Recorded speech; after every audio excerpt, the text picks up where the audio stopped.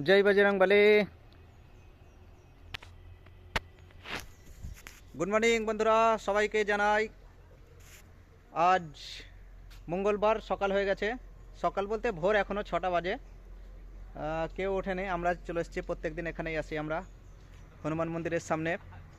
প্রত্যেকদিন ব্যায়াম করি আজকেও চলে এসেছি আজকে সকাল সকালই হনুমানজির মানে দর্শন আপনাদেরও হয়ে গেল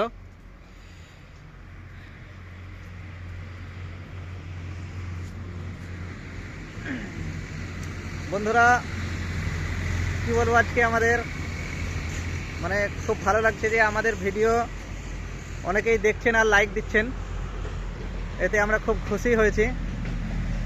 আপনাদের লাইক দেওয়ার জন্য আমাদের ভিডিও করতে আরো বেশি আমরা মানে উৎসাহিত হচ্ছি যে আমাদের ভিডিও আপনারা বেশ ভালোই দেখছেন আর লাইকও দিচ্ছেন যদি বেশি ভালো লাগে তাহলে শেয়ার করলে আরো ভালো হবে আমরা এই যে হনুমান মন্দিরের সামনে জায়গাটা বেশ অনেক বড় জায়গাটা খুব সুন্দর এই যে পাশেই আমাদের পাকা রাস্তা মানে হাই রোড চলে গেছে ওইদিকে আর এই যে আমাদের হনুমান মন্দির আর পিছনে আছে পুকুর আর ওই যে সাদা বিল্ডিংটা ওই সাদা বিল্ডিংটা দেখতে পাচ্ছেন ওই যে সাদা বিল্ডিংটা ওটা হচ্ছে গার্লস স্কুল আর পুকুরের এই যে পিছনেই পুকুর আর এটা হচ্ছে এগুলো সব ফুল গাছ এটা হচ্ছে আম গাছ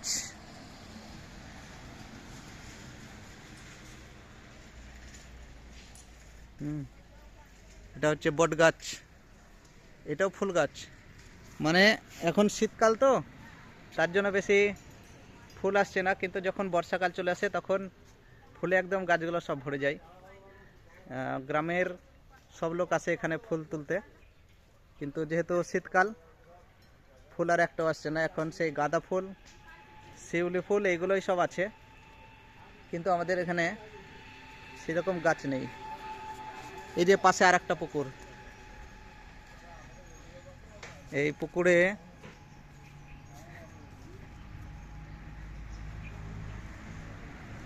পুকুরে সবাই স্নান করতে আসে এখানে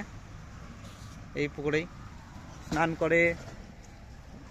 মুখ ধোয় এখানেই সব এই যে এখনো সব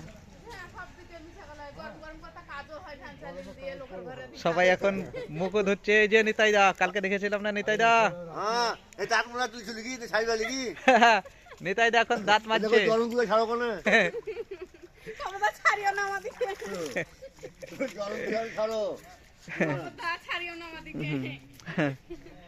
আর এটা হচ্ছে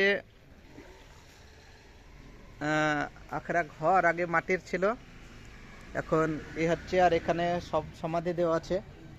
এই যে এসব সমাধি দেওয়া আছে এগুলো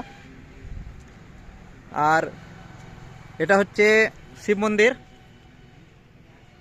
এই যে আমাদের আখড়াটা খুব বেশ বড়ই এই যে আরো সমাধি দেওয়া আছে এদিকে এই যে এগুলো সব সমাধি আর প্রথমে এই যে পাকাটা আছে এই পাকা রুমটা তার আগে যে বাবাজি থাকতেন এই যে মাটির চালাটাই থাকতেন কিন্তু এখন বাবাজি